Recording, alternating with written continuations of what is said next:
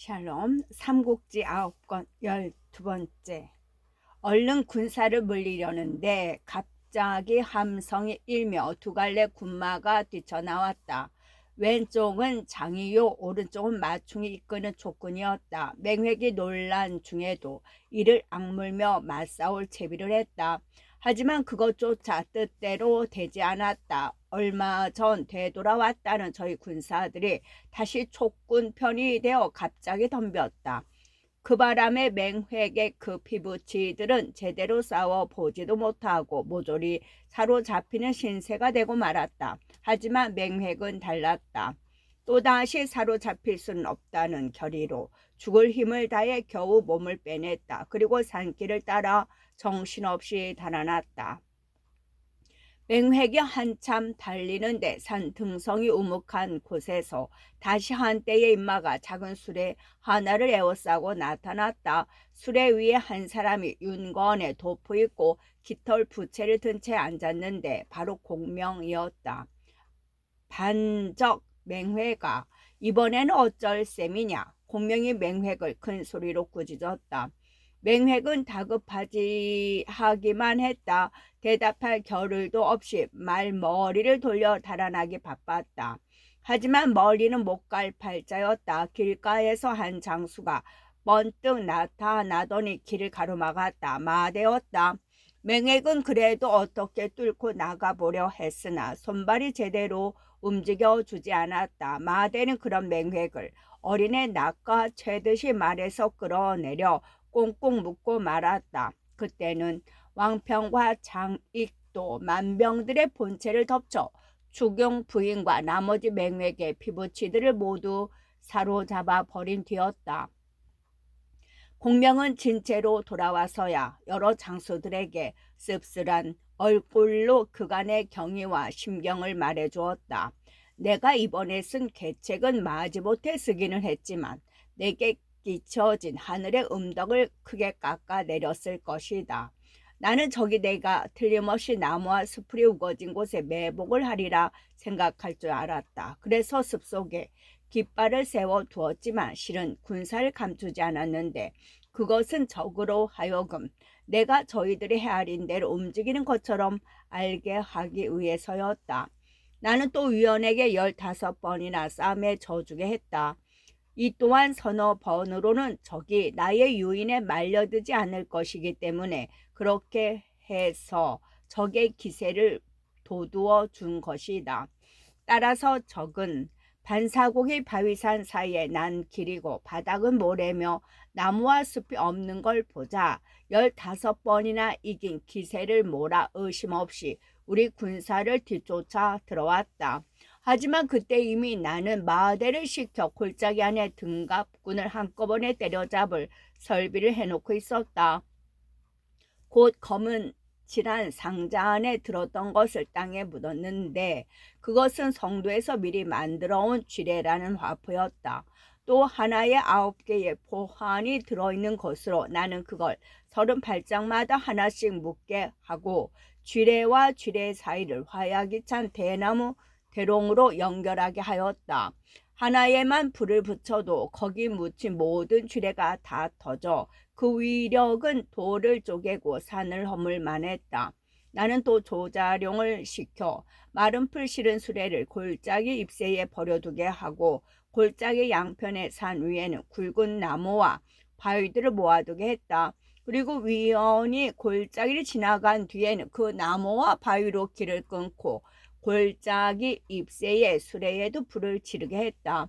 등갑군을 그 반사국 안에 가둬두기 위함이었다. 내가 듣기로 물에 이로운 것은 불에는 이롭지 못하다 했다. 등갑군의 등갑에 창칼이 들어가지 않고 또 물에 뜨는 것은 그 갑옷이 기름을 먹은 물건이었기 때문이다. 기름 먹은 물건이 불을 만나면 달 것은 뻔한 이치가 아니겠느냐. 그런 물건으로 몸을 가린 만병들을 불이 아닌 것으로야 어떻게 이길 수 있겠느냐. 하지만 이제 오가국 사람들의 씨를 말려버렸으니 내 죄가 너무 크구나.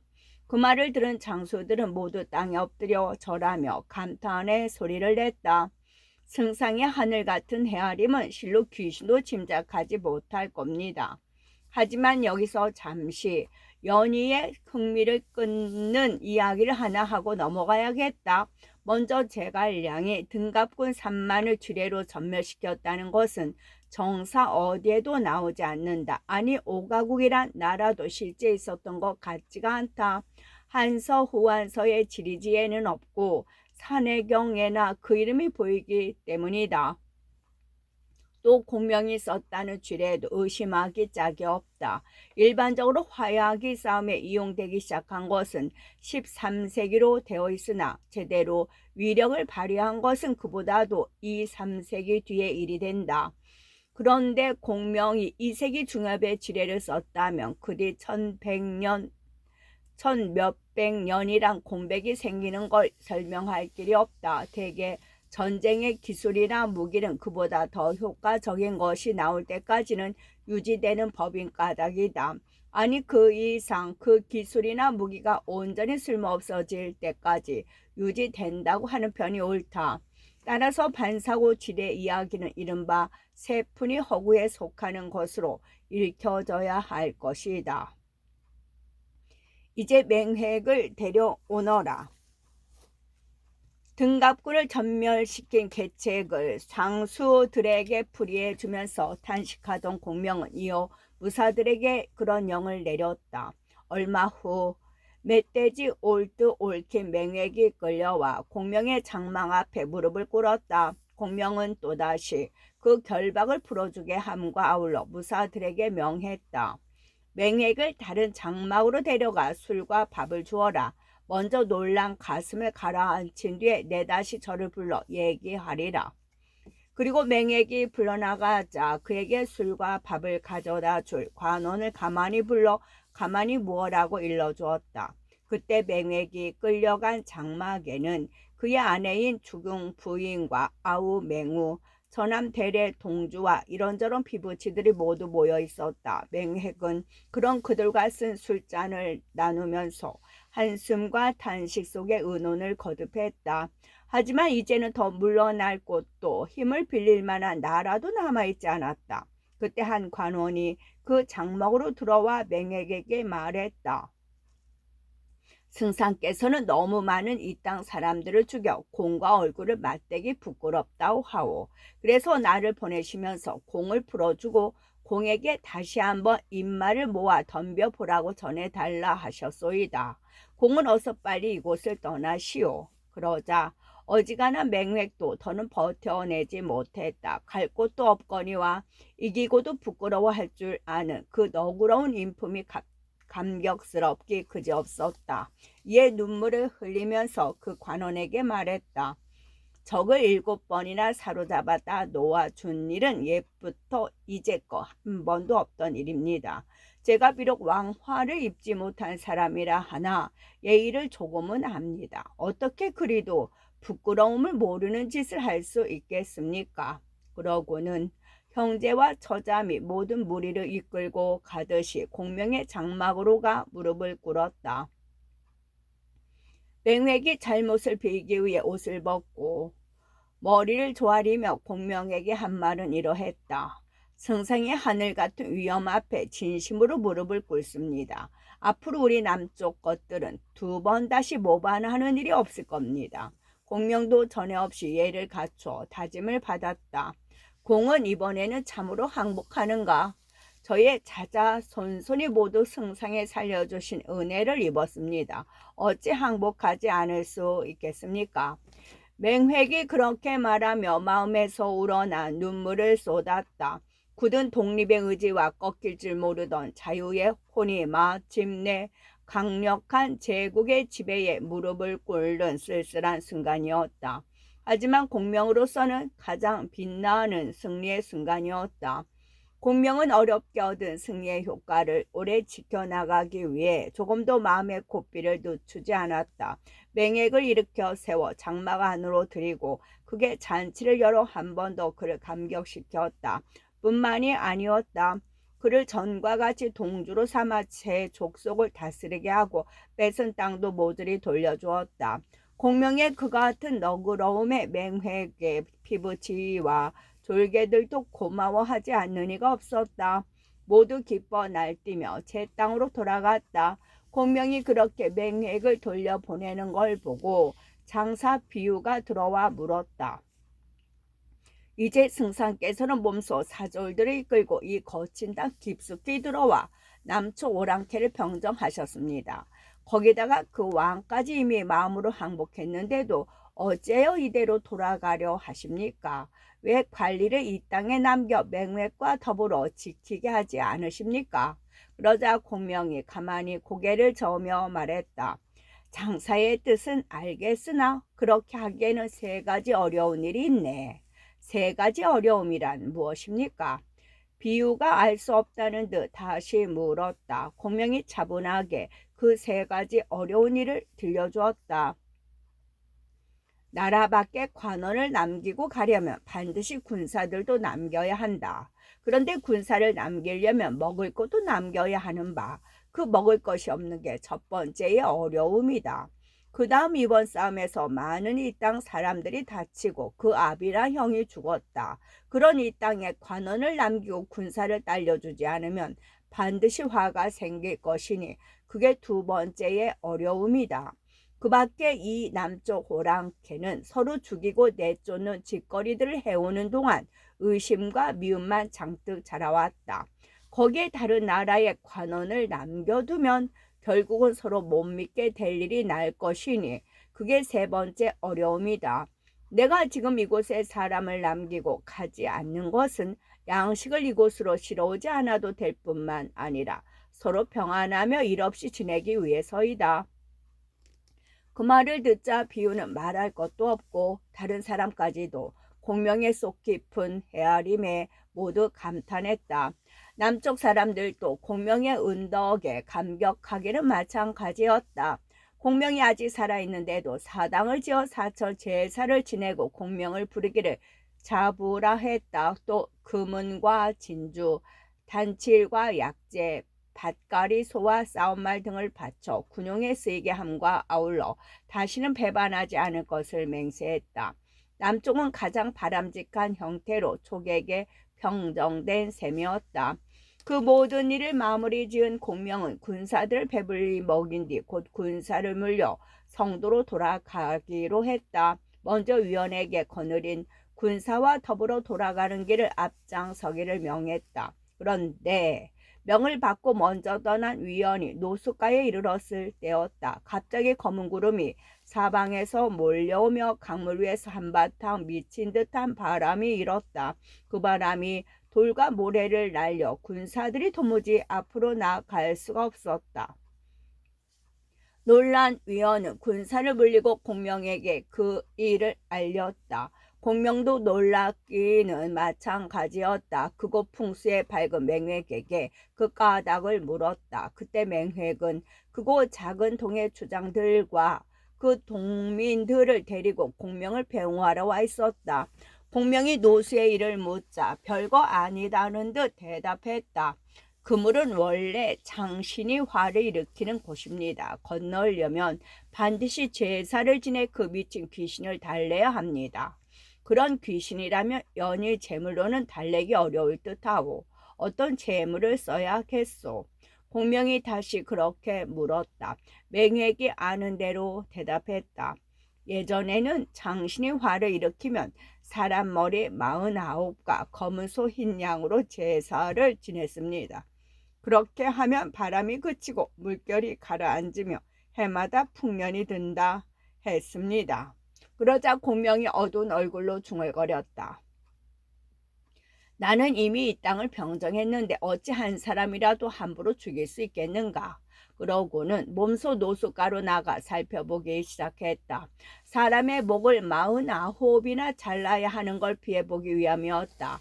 공명이 물가로 나가보니 정말로 음습한 바람이 거세게 일고 험한 물결이 드높았다. 건너기는커녕 보는데도 사람과 말이 다 놀랄 만큼 거센 바람이요 험한 물결이었다.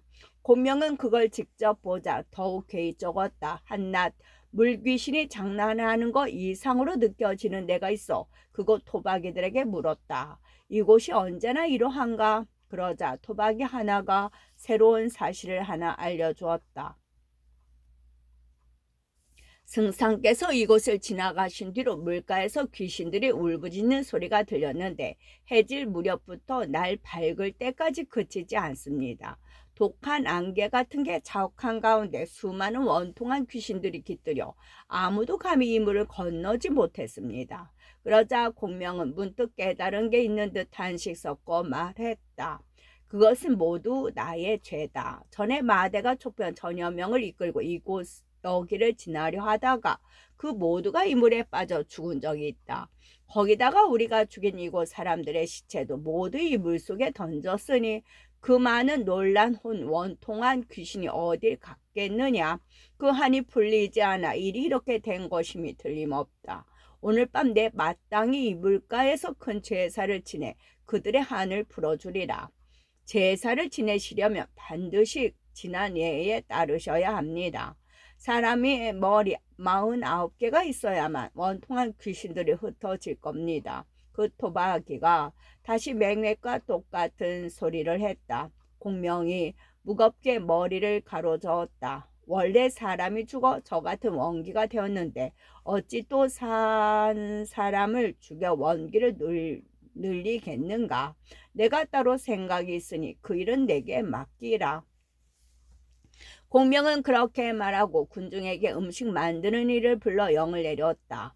너는 소와 말을 잡고 그 고기와 국수를 반죽해 사람의 머리 모양을 빚으라. 그런 다음 그 속은 소와 양의 고기를 채우고 삶아 제상에 올리도록 하라. 이른바 만두가 만들어진 것은 제갈 공명의 노수 대제가 그 점이 되는 셈이다.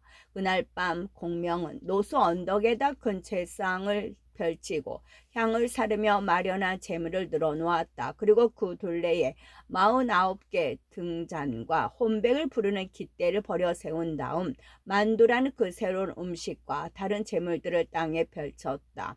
삼경 무렵이 되자 공명은 금으로 만든 관에 흰 학창을 입고 나와 몸소 제사를 맡았다. 공명이 제문을 읽게 하니 동궐이 엄숙하게 읽어나갔다.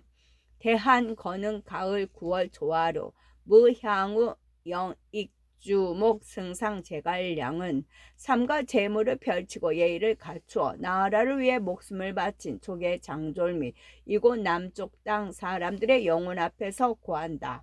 우리 대한 황제의 위엄은 옛적 오패보다 더하고 그 밝음은 사망을 이을 만하다. 그런데도 지난번 풍습 다른 이곳의 군사는 멀리서부터 국경을 침범해 전갈이 꼬리를 뻗쳐 요사스러움을 일으키듯 이리 같은 마음이 내키는 대로 대한의 땅을 어지럽히며 장난질을 쳤다.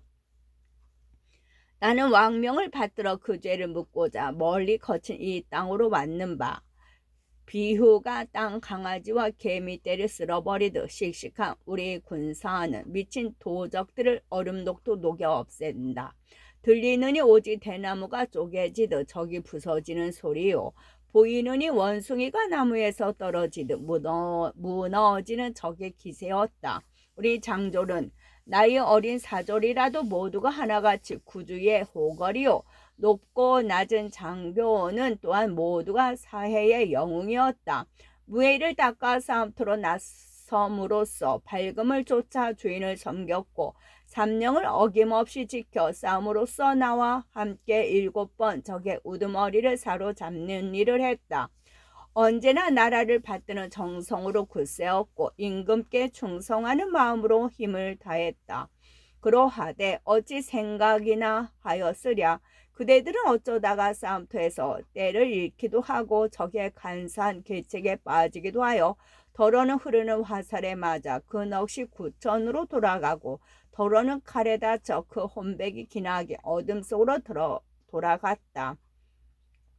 그러나 슬퍼하지 말라. 그대들은 살아서는 그 씩씩함을 마음껏 떨쳐 보였고 죽어서는 길이 전해질 이름을 남겼다. 이제 싸움에 이긴 노래를 높이 부르며 돌아가려 하거니와 사로잡고 뺏은 것은 먼저 그대들에게 바쳐 그대들을 기리려 한다.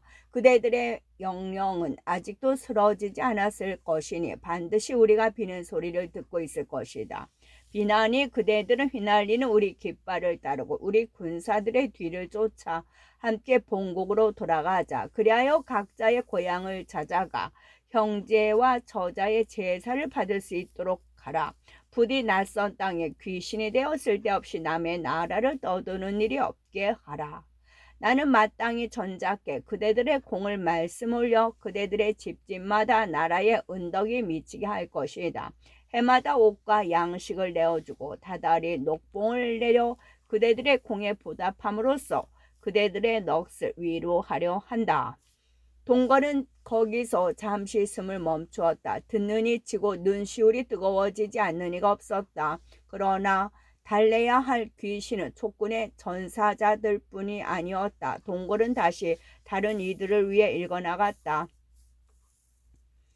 아울러 이 땅의 귀신과 이번 싸움에 죽은 이곳 남쪽 사람들의 넋에게도 고한다. 그대들에게도 제사를 지내고 희생이 바쳐질 것이니 머지않아 기대어 쉴 곳도 생길리라. 살아있는 이는 천자의 위엄을 입어 늠름하고 죽은 이도 왕화 아래로 돌아왔다. 마음을 평안히 가다듬어 울부짖지 말라. 정성을 다하여 제사를 바쳐 올리노라. 오 슬프다. 엎드려 비나니 모든 넋들은 흠양하라. 동거리 재문을 읽기를 마치자 공명은 목을 놓아 울었다. 그 슬퍼하며 얼마나 지극한지 삼군의 마음이 모두 움직여 눈물을 흘리지 않는 이가 없었다. 맹액을 비롯한 남만 사람들도 모두 울며 곡을 했다. 그러자 그들의 정성이 귀신에게도 전해졌던 것인지 어두운 구름과 원설인 안개 속에 수천의 귀신이 은은히 나타나더니 바람을 따라 흩어졌다. 공명은 좌우의 장수들에게 준비한 재물을 모두 노수로 던져 넣게 해 원통한 넋들을 한 번 더 위로했다. 다음날 공명은 대군을 끌고 노수 남쪽 언덕에 이르렀다. 전날의 제사 덕분인지 구름은 흩어지고 안개는 걷혀 있었다. 거기다가 바람도 없고 물결도 잔잔하니 촉병은 아무런 힘들이지 않고 물을 건널 수 있었다. 그 다음부터는 자랑스러운 개선 행군이었다. 북소리 드높고 말발굽 소리 요란한데 군사들의 개성가가 하늘 높이 울려 퍼졌다. 개선군이 영창에 이르자 공명은 왕항과 여계를 남겨 사군을 지키게 하고 거기까지 따라온 맹획은 제 땅으로 돌려보냈다. 부디 나라를 다스리는 데 게으르지 말 것이며 백성들을 잘 보살피라. 어떤 까닭으로든 농사 짓기를 저버려서는 아니 된다. 공명은 맹획에게 그렇게 당부했다. 맹획과 그를 따르는 무리들은 한결같이 울며 공명에게 절하고 돌아갔다. 이로써 공명의 남만 정벌은 끝났다. 하지만 정사에 비추어 보면 가장 허황되고 연희를 지은 이의 작가적인 재능을 보여주는데 가장 빛나는 부분이 이 남만 정벌이 아닌가 한다. 진수의 정사는 장무 3년 봄 제갈량은 무리를 이끌고 남쪽을 정벌해 가을에 그 땅을 평정하다란 한 구절뿐이고 주에서도 서너 줄로 칠종칠금의 사실만을 기록하고 있을 뿐이다. 민간의 설화도 참고는 되었겠지만 맹획을 상대로 제갈량이 펼친 그 현란한 계책들과 갖가지 준비 그리고 맹획을 도러 나온 설화적 남만 왕들은 거의가 연희를 지은 이의 상상력에서 나온 셈이다. 지나치게 공명을 축혀 세우다가 공명을 한 술사나 이인처럼 보이게 해 오히려 현실감이 없도록 만들었다는 비난이 있음에도 불구하고 감탄하지 않을 수 없는 재능이다. 삼국지연의를 기서라 일컫는 것도 실로 그런 지은이의 재능을 높여 한 말이 아닌지 모르겠다. 공명이 남만 정벌을 끝내고 성도로 돌아오자 후주는 성박 30리까지 나왔다. 그리고 임금이 타는 수레에서 내려 길가에 선 채 공명을 기다렸다. 그걸 본 공명은 황망히 수레에서 내려 길바닥에 엎드리며 아뢰었다. 신이 얼른 남방을 평정하지 못해 주상으로 하여금 근심하시게 하였으니 그 죄가 큽니다. 후즈는 그런 공명을 일으켜 세운 뒤 공명과 수레를 나란히 하여 성 안으로 돌아갔다. 그리고 태평 여언을 크게 열어 싸움에 쓴 장졸들을 위로하고 삼군에게 두터운 상을 내렸다. 공명이 남만을 평정하고 돌아오자 촉의 위엄은 사방이 크게 떨쳐 울렸다. 그로부터 그 위엄이 떨어 조공을 바쳐오는 곳만도 200곳이 넘었다. 공명은 그 후주께 아뢰어 나라를 위해 싸우다가 죽은 장졸들의 가족들을 나라에서 일일이 돌보게 했다. 그렇게 되자 백성들은 고마움과 기쁨에 찼고 나라 안팎은 맑고 평온하기 그지없었다. 조비의 죽음과 출사표. 조비의 죽음과 출사표. 위주 조비가 제위에 오른 지 7회째 되는 해는 곧 촉한의 건흥 4년이었다. 조비는 먼저 진시를 부인으로 맞았는데 그 진시는 곧 원수의 둘째 아들 원희의 아내였던 사람이다. 원수가 멸망했을 때 업성에서 조비의 눈에 띄어 그 부인이 되었는데 나중에 아들 하나를 낳았다.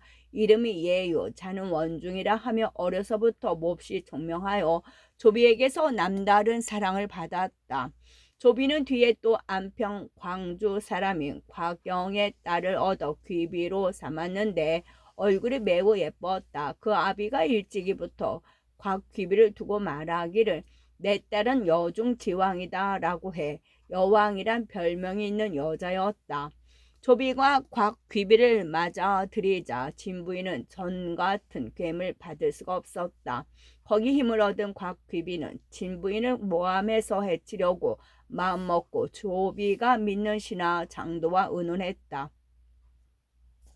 장도가 곧 못된 꾀를 냈다. 때마침 조비가 병들어 누운 걸 보고 거짓으로 말을 지어 퍼뜨렸다. 진부인의 궁중에서 오동나무로 깎은 사람 형상이 나왔는데 거기에는 천자에 태어난 해와 달과 날과 시가 적혀 있었다더라. 진부인이 전자를 몰래 해치려고 한 짓임이 틀림없다. 그 말을 들은 조비가 몹시 노했다. 제대로 알아보지도 않고 진부인에게 사약을 내린 다음 곽귀비를 황후로 삼았다. 하지만 곽귀비는 아들을 낳지 못했다. 진부인이 낳은 조예를 아들 삼아 기르는데 비록 몹시 사랑하기는 해도 태자로 세우려고는 하지 않았다. 조예가 나이 15세 이르자 활쏘기와 말타기를 익혀 솜씨가 제법이었다. 그의 2월 조비가 조예를 데리고 사냥을 나갔을 때 일이다. 부자가 나란히 산 언덕 사이를 달리는데 사슴 2마리가 뛰쳐나왔다. 어미와 새끼인 듯 한 마리는 크고 한 마리는 작았다. 조비가 화살 한 대를 쏘아 큰 사슴을 쓰러뜨리고 난 뒤에 보니 작은 사슴은 조예 쪽으로 달려가고 있었다. 얘야, 어째서 쏘지 않느냐? 조비가 큰 소리로 조예에게 물었다. 그러나 조예는 화를 쏘는 대신 눈물을 주르르 흘리며 말 위에서 말했다. 폐하께서 이미 그 어미를 죽이셨는데 제가 또 어찌 차마 그 새끼마저 죽일 수 있겠습니까? 그 말을 들은 조비는 화를 땅바닥에 내던지며 감탄의 소리를 냈다. 내 아들이 참으로 너그럽고 덕있는 임금이 되겠구나. 그리고 오래자나 조예를 평원왕으로 봉했다. 장차 태자로 세우려는 뜻을 비로소 분명히 한 것이었다. 그의 5월 조비는 한여름에 한질에 걸렸다. 의원이 힘들어 치료해도 낫지가 않자 조비는 자신이 마침내 일어나지 못할 것이라 짐작했다. 곧 중군 대장군 조진과 진군 대장군 진군, 무군 대장군 사마의 세 사람을 침상 곁에 불렀다. 그리고 다시 조예를 부른 뒤 조진, 진군, 사마의 세 사람에게 조예를 가리키며 일렀다. 이제 짐의 병이 무겁고 깊어 다시 일어나기란 틀린 듯하다. 이 아이가 아직 어리니 그대들 세 사람은 힘을 다해 도와주어 짐의 뜻을 저버리지 말라. 세 사람이 입을 모아 말했다. 폐하께서 어찌 그런 말을 입에 담으십니까? 저희들은 힘을 다해 폐하를 섬기면서 천추만세를 누릴 겁니다. 그러나 조비는 무겁게 고개를 가로저었다. 올 들어 허창의 성문이 아무 까닭 없이 무너진 것부터 상스럽지 못한 징조였다. 짐은 그걸 보고 짐이 죽을 줄 알았다. 그때 내시가 들어와 정동 대장군 조효가 입궐에 문안을 아랜다는 말을 전했다. 조비는 조효도 불러들이게 한 다음 다시 당부했다. 경들은 이 나라의 기둥이며 대들보 같은 신하들이다. 서로 힘을 합쳐 내 아들을 보필해준다면 짐은 죽어서도 편히 눈 감을 수 있을 것이다. 그리고 눈물을 주르르 흘리더니 이내 숨을 거두었다. 그때 조비의 나이 40이요. 천자 자리에 오른 것은 7회째였다. 조비가 죽자 조진, 진위, 사마이, 조유 등은 한편으로 장례를 시작하고 다른 한편으로는 조회를 받들어 대위 황제로 세웠다.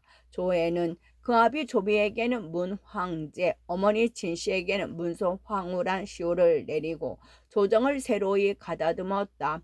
종효는 대부로, 조진은 대장군으로, 조효는 대사마로, 화흠은 대위로, 왕랑은 사도로, 진구는 사공의로, 사마이는 표기 대장군으로 세우고 다른 문무 벼슬아치들도 모두 벼슬을 높였다. 천하에 크게 사면령을 내려 민심을 수습하는 일도 있지 않았다.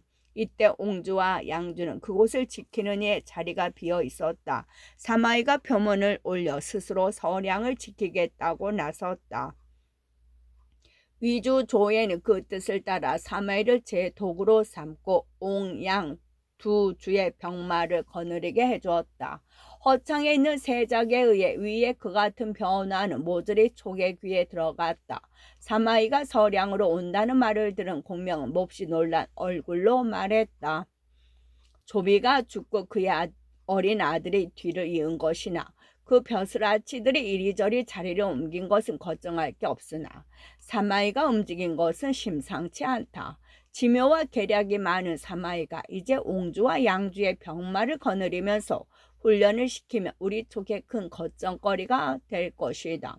먼저 군사를 일으켜 그를 쳐버리는 게 낫겠다. 그러자 곁에 있던 참군 마속이 가만히 말했다.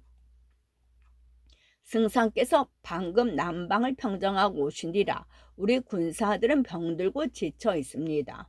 마땅히 그들을 다독이고 보살펴야 할 때인데 어찌 다시 새로운 싸움을 하러 나설 수 있겠습니까? 제가 사마이가 절로 조회의 손에 죽게 할 수 있는 좋은 계책이 하나 있습니다. 승상께서 한번 들어보시겠습니까? 그게 어떤 계책인가? 공명이 마속에게 물었다. 마속의 눈에 번쩍 뜰 계책을 내놓았다. 사마이가 위에 대신이라 하나 조회가 평소에 늘 의심하고 시기하는 자입니다. 사람을 몰래 허도와 업군 같은 곳에 보내어 사마이가 역적질을 하려 한다는 유언비어를 퍼뜨려 보는 게 어떻겠습니까? 그리고 아울러 그의 이름으로 전하에 알리는 경문을 써서 여기저기 붙여놓으면 조회는 그를 의심해 반드시 죽여버릴 겁니다. 조조 때부터 시작된 사마의에 대한 위 조정의 뿌리 깊은 의심을 이용한 꾀였다. 공명도 그런 마속의 꾀를 그럴듯이 여겼다. 그 사람을 몰래 위로 들여보내 마속의 꾀대로 하게 했다. 얼마 뒤 업군의 성문에 갑자기 한 방문이 나붙었다. 성문을 지키던 장수가 그거 읽어보고 깜짝 놀라 조회에게 떼다 바쳤다. 조회가 읽어보니 그 내용은 대강 이랬다. 표기 대장군 총령 옹양 등처병 마사 사마이가 삼가 신의를 받들어 널리 전하에 알리노라. 지난날 태조 모 황제께서 이 나라를 세우실 때 원래 뜻하시기는 진사왕 조자건을 태자로 세워 뒤를 이으려 하셨다.